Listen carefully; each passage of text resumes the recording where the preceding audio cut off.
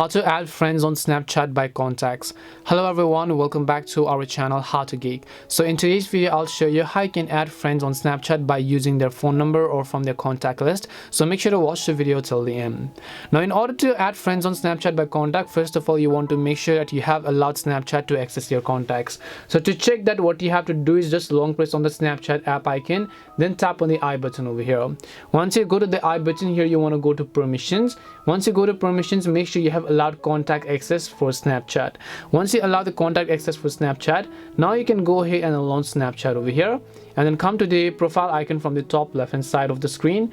Once you tap on the profile icon here, you simply want to select the option that says add friends, as you could see over here.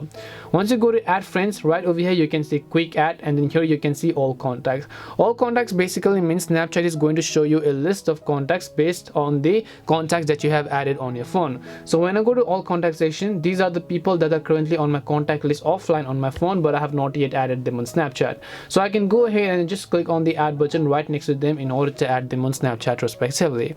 And this is how you can add contacts or friends on Snapchat by using their contact. We hope the video was really helpful, and if it did help you, then make sure to leave a like and subscribe to our channel.